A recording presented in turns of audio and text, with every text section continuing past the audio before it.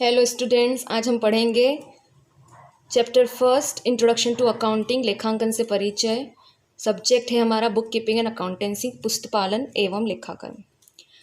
तो यहाँ पे जैसे आप देख सकते हैं हमारा अकाउंटिंग से लेखांकन से परिचय इस चैप्टर में होने वाला है। पहले अकाउंटिंग का मतलब जानने या पुस्तपालन का मतलब जानने से पहले हम ये देख लें कि अकाउंटिंग किस शुरुआत या इसका आरंभ कैसे हुआ। तो ये आरंभ हुआ है दो चीज़ों से। पहला, वस्तु विनिमय का दौर ख़त्म हुआ, इसके बाद हमारा लेखांकन जो है इसकी आवश्यकता महसूस हुई। वस्तु विनिमय जैसे कि आपने पढ़ा होगा, पहले 9th और 8th में भी पढ़ा होगा आपने, बार्टर सिस्टम या वस्तु विनिमय जो था उसके अंदर लोग आपस में अपने ज़रूरतों की चीज़ें, आवश्यक चीज़ें जो होती थी वो अदला बदली कर लेते थे। अगर फॉर एग्ज़ाम्पल मैं एक एग्ज़ाम्पल दूँ, अगर किसी एक व्यक्ति के पास कुछ फ्रूट्स है और किसी दूसरे व्यक्ति के पास कुछ वेजिटेबल्स है, तो फ्रूट्स वाला वेजिटेबल्स वाले को अपने फ्रूट्स दे सकता है, वेजिटेबल वाला जो है अपने वेजिटेबल्स उसको दे सकता है। आपस में अदला बदली करने से उनकी आवश्यकताओं की पूर्ति हो जाती थी। उस समय कोई करेंसी नहीं थी, इसलिए हमें कोई भी हिसाब किताब नहीं रखना पड़ता था।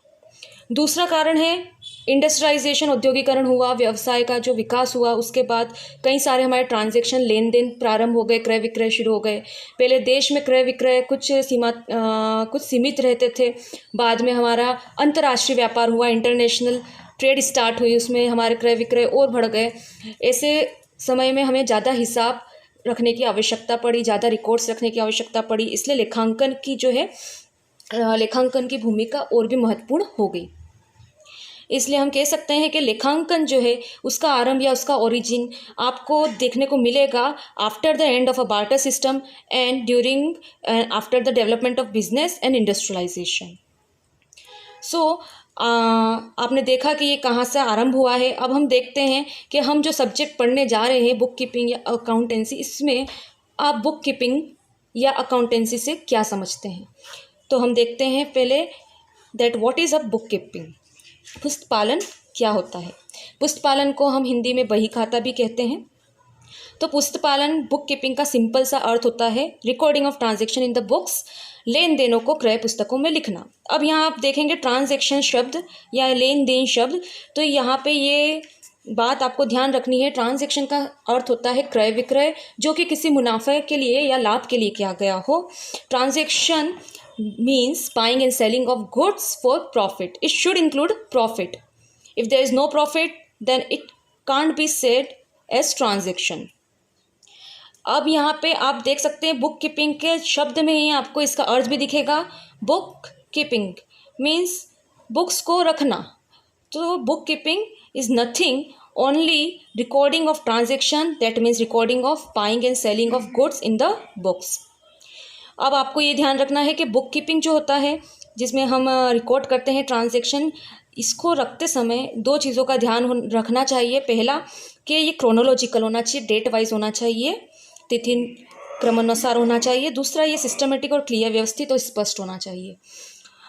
तिथि क्रमानुसार के हिसाब से मान लीजिए कि आपका 1 जनवरी 2020 को कोई ट्रांजैक्शन हुआ, कोई लेन देन हुआ, उसके बाद आपने 10 जनवरी को भी आपने लेन देन करा। तो आप जब भी इसकी रिकॉर्डिंग करेंगे बुक्स के अंदर, तो आप पहले 10 जनवरी की एंट्री नहीं कर सकते। आपको पहले 1 जनवरी की एंट्री ही करना पड़ेगी, फिर 10 जनवरी की एंट्री करना पड़ेगी। तो it should be date wise. First January will come and then other. And second, it should be systematic and clear होना चाहिए, स्पष्ट होना चाहिए। ऑब्वियसली अगर वो क्लियर नहीं होगा, स्पष्ट नहीं होगा, उसमें काटा पीटी होगी या कुछ गड़बड़े होगी, तो आपको आगे जाके प्रॉब्लम आएगी, आपको सूचना देने में प्रॉब्लम आएगी।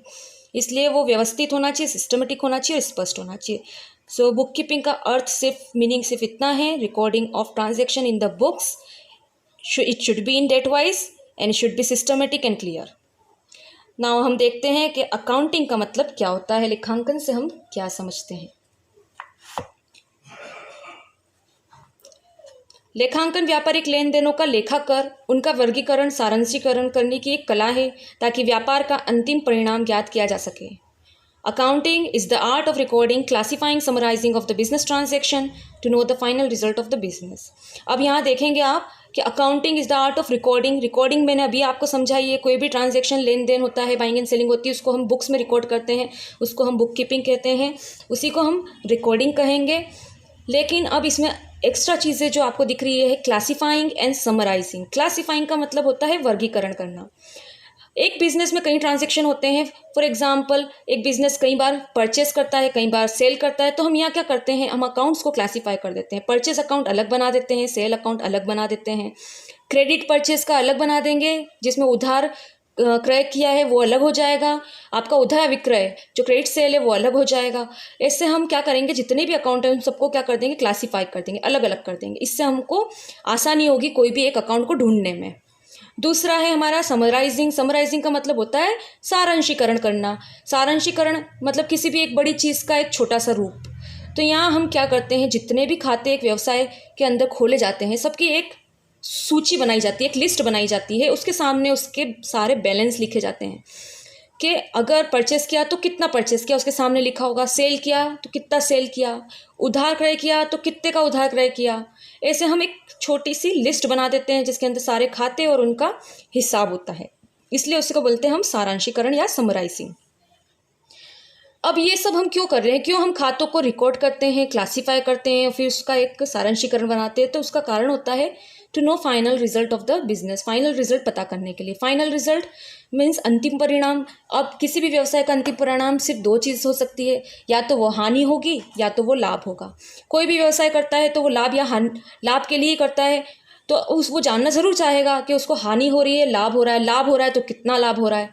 अगर वो रिकॉर्ड करके वर्गीकरण करके इसे शॉर्ट में समराइज नहीं करेगा तो वो अपना अंतिम परिणामों को ज्ञात नहीं कर पाएगा। इसलिए जो है अंतिम परिणाम ज्ञात करने के लिए, लाभ हानि ज्ञात करने के लिए हमें रिकॉर्डिंग, क्लासीफाइंग एंड समराइजिंग जो होता है लेन देनों का, वो करना पड़ता है। बिजनेस ट्रांजैक्शन हमको रिकॉर्ड करना पड़ता है, फिर इसको क्लासीफाई करते हैं, फिर हम समराइज करते हैं।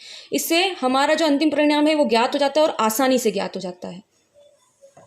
नेक्स्ट वीडियो में हम देखेंगे कि अकाउंटिंग की क्या प्रक्रिया है और अकाउंटिंग के क्या उद्देश्य है।